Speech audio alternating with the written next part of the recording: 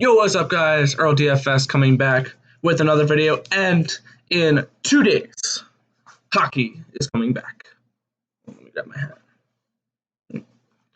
Hockey is returning in 2 days, and this is going to be like a little bit of a refresher video. We haven't had hockey in 4 months, so this is going to go over like different strategies to use, different tips and tricks, and things to look for when you're building your NHL lineups. All right, let me get into here. First thing I always look at are starting lineups. One thing I will look at is that is very important when it comes to building your DFS lineups is just like in baseball, just like in like League of Legends and stuff like that, you want to stack. The idea is to stack points on top of points on top of points. I'm going to use the Carolina Hurricanes as an example here. Actually, I'm going to go down to my New York Islanders. Perfect. For this example, because I feel like it. If I'm looking, what you want to do is you want to start your lineup by building a stack. For me, that is a full line stack.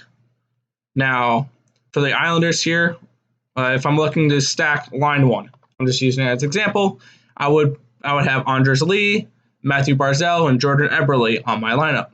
Let me go to here to show you here. I would go Barzal, and from my winger, Anders Lee, Jordan Eberle. That's how I would start my stack. Now, seeing that these are seeing that these are 5 games, not like a 10 or 12 game slate, I will be running 4-3-1s, which basically a 4-3-1 is I will take like Matthew Barzal, Anders Lee, and Jordan Eberle, and then I'll go.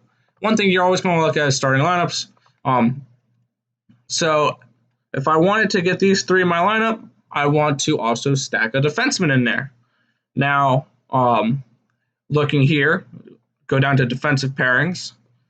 Generally, skating on the top line, with the top line, keep in mind these guys are more flexible, but if they're the top pairing, generally they're skating a lot with the top line. So I would want to either put Johnny Boychuk, Nick Leddy, or if you wanted to go, seeing that it's power play, if you wanted to get that power play correlation, you can throw Ryan Pulock in there. For this example, that is what I'm going to do.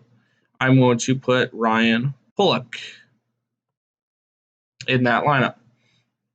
Now, next you're going to want to do a 3-man stack, which for me is going to consist of a different team. We're going to go the Carolina Hurricanes here. Seeing that we're going to use them in the beginning, that is the MLB lineups. What I'm going to do is I'm going to look up here. I'm going to see, these guys are expensive. They're 62 and 6,400. 5,800 for Teuvo Teravainen. So I'm going to go Teravainen and I'm going to go Aho. Because generally you want on a part of your 2-man to have a center with it so it fills out that second line. Sebastian Aho and Teuvo Teravainen. Now, generally, also you want to go to a defenseman with this as well to add correlation to your lineup, because defensemen, they get a lot of assists. Ryan Pulock on a power play goal by Matthew Barzal can easily assist that. Same with Anders Lee, an Anders Lee goal or a Jordan Eberle goal. Ryan Pulock on a power play is most likely to get an assist on there.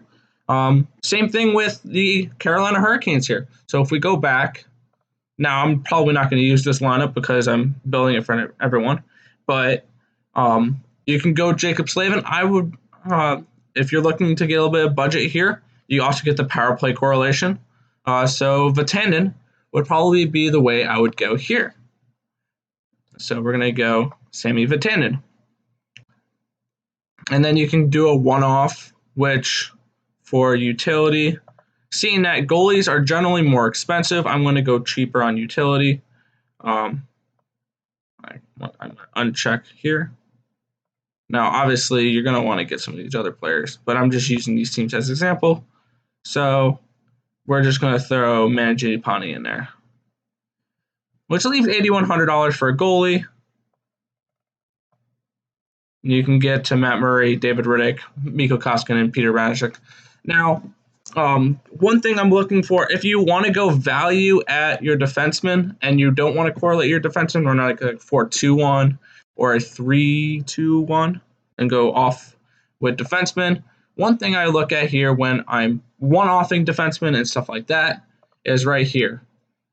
Generally, defensemen are the ones that will get the block shot bonus.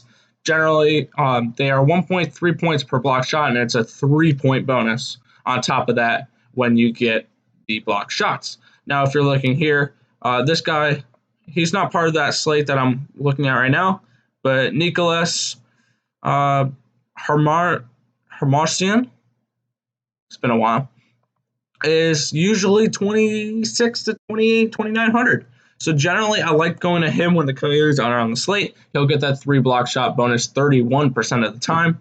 And he will be someone that will score you 6.9 points at 2,500, 2,600, whatever.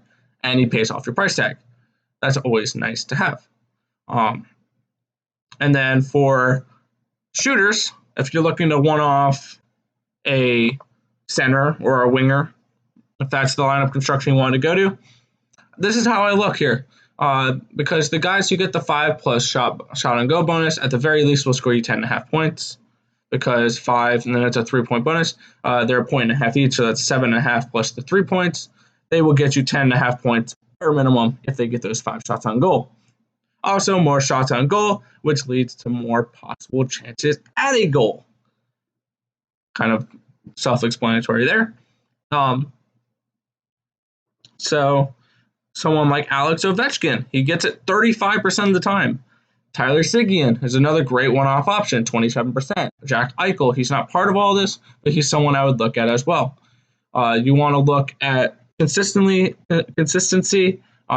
which you're going to need the roto grinders for that, but consistently getting these bonuses. Now, same applies when you go to goalies. Now, for goalies, it's a little bit different because, number one thing you're going to want to look at here is game lines. If you want to go strictly by how they price them out, you want to go for a goalie that'll get you a win, maybe like a Mikko Koskinen from the Oilers, a Tristan Jarry, or a Matt Murray from the Penguins. If you want to just reach up to one of those goalies, that is fine.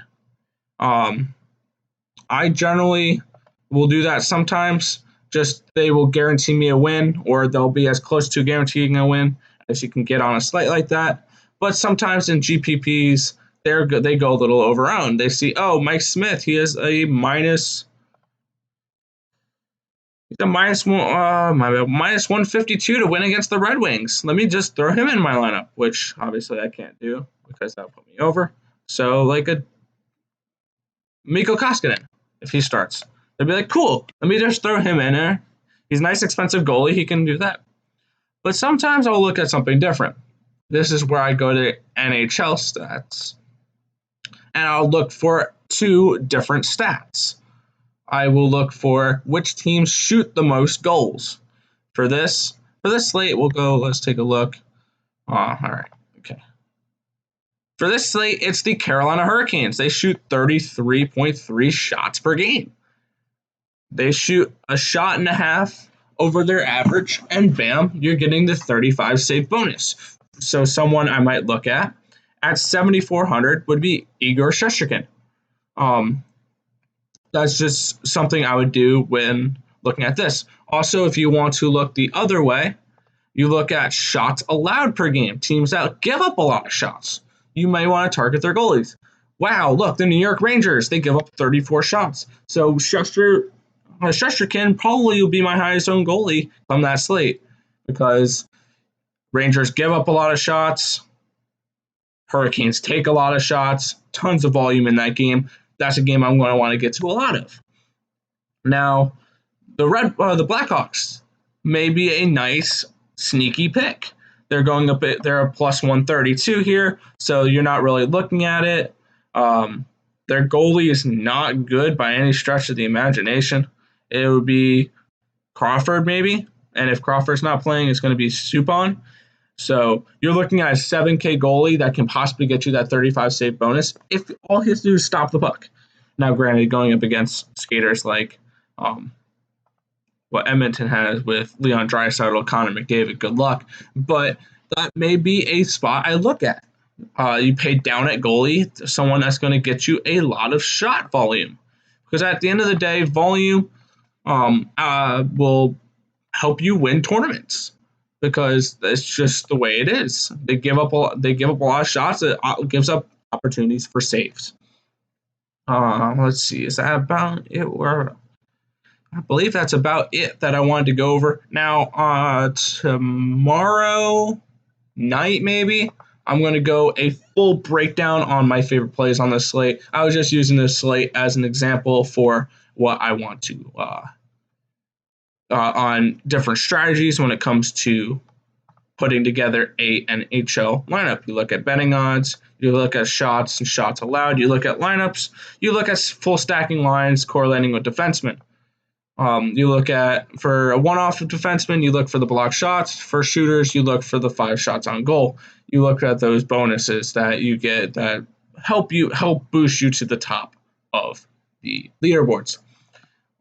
That is going to do it for this video. Now, I should have said this in the beginning, I have an article written on this. If you want to read about it a little bit more, I'm on tilteddfs.com. Which I don't believe I have a thing for that. No.